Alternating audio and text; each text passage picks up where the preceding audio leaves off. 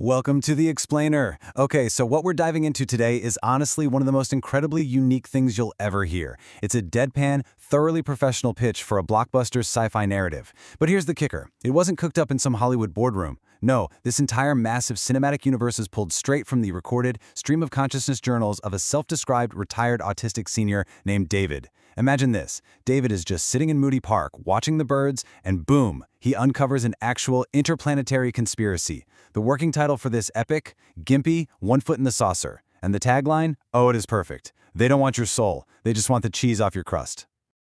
To really break down the absolute documentary-style genius of this pitch, we're going to look at it in 4 distinct cinematic acts. We've got Act 1, The Black Devils Arrive, Act 2, The Pizza Crust Protocol, Act 3, Worm Heaven and Fertilizer, and finally, Act 4, the grand finale. All right, let's jump right into Act 1, The Black Devils Arrive. Act 1 opens on our main guy, David. He's just hanging out in the park. Now, he's not being attacked by a swarm of birds, right? It's worse. He's being judged by them. A whole murder of crows lands on his fence, and they are led by this mastermind, a crow with a club foot. David actually debates with himself for a bit whether naming him Gimpy is offensive or if going with Cripple Crow would be worse. Ultimately, he settles on Gimpy. And right away, David makes this deeply unsettling observation. You know how most birds kind of hop around? Well, not Gimpy. Gimpy walks. A crow deliberately walking instead of hopping, it immediately establishes this creepy, almost human intelligence. And it's that exact intelligence that leads to the inciting incident of our whole story. Gimpy essentially opens up a direct telepathic connection right into David's mind. Through this connection, David realizes he has to become a sort of Dr. Dolittle in training to manage the absolute chaos in his neighborhood. I mean, just as an example, Gimpy telepathically tells David that the local robins and starlings have been binging on fermented berries. So now you've got this whole flock of uppity, messed up drunkards just aggressively crashing into the library windows.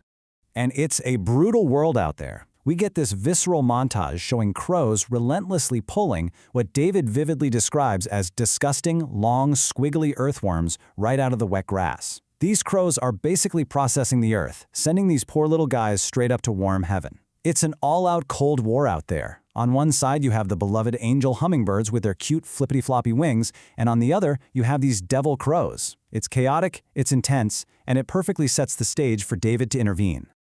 Moving right along, we hit Act 2, the Pizza Crust Protocol. So David, bless him, is trying to negotiate a peace treaty with the birds to save these worms. His bargaining chip? Pizza crust. But this negotiation triggers a massive, earth-shattering realization. David poses a question that will literally change how you see the world. He asks, have you ever actually seen a crow hatch? Like, has anyone? Do we have film of it? And if we do, could that film be fake? It's the kind of question that just completely unravels everything we thought we knew about bird biology. Which brings us to Gimpy's big reveal. You ready for this? Crows aren't birds at all. Nope. They're actually sleepless alien pilots from a spaceship orbiting Earth right now. They fly around continuously, they never sleep, and they use their saucers to zero in on targeted humans like David. Why David? Because of the pizza crusts. But Gimpy is very particular. He delivers this harsh crust critique telepathically, explicitly telling David that hard bread is for dicks.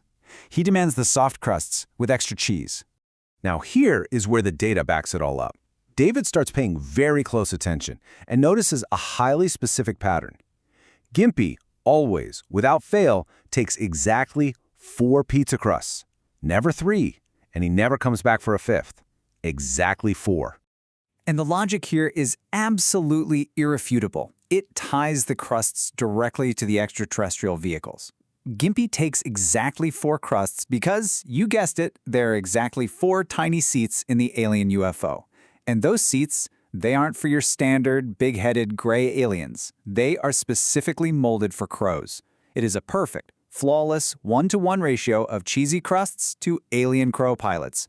You really can't argue with that kind of deductive reasoning. Which leads us to the climax in Act 3, Worm Heaven and Fertilizer.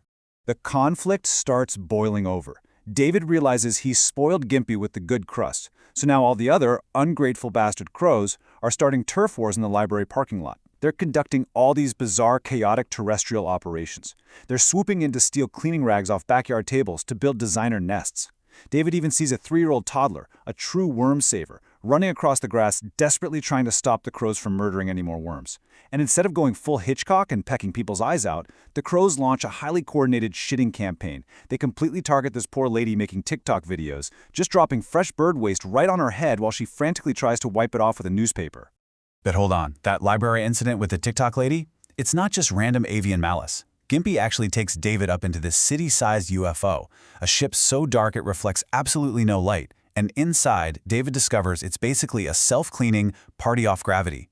The ship ingests all those pizza crusts and worms, vaporizes all the crow puke and waste at literally 1,000,000 degrees, and then shoots it straight back into Earth's atmosphere. And the crazy part, this system has a profound environmentally uplifting purpose. Every single time a crow relieves itself on your freshly washed car, it's actually an advanced alien waste disposal system trying to save our planet. Like David so beautifully puts it, it's pure fertilizer, pure nitrogen, enriching the world one shit at a time. I mean, it really does make you reconsider every single bird you pass on the street, doesn't it? Finally, we reach Act 4, the grand finale.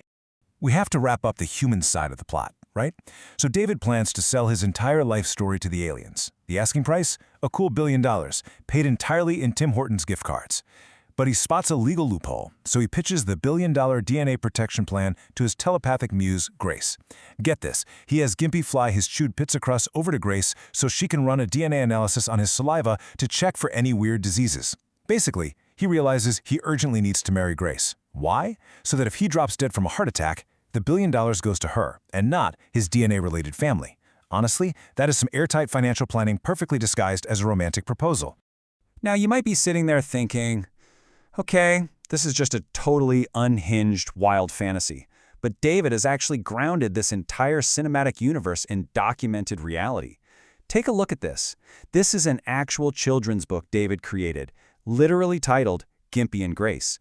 It proves he is actively chronicling this alien invasion in real time. He's hiding the absolute truth right in plain sight, brilliantly disguised as just a cute kid's story about a crow, a woman, and a guy hanging out at the library. And that brings us to the spectacular final shot of our movie. Picture David and Grace sitting way up in the stratosphere inside a massive donut-shaped UFO.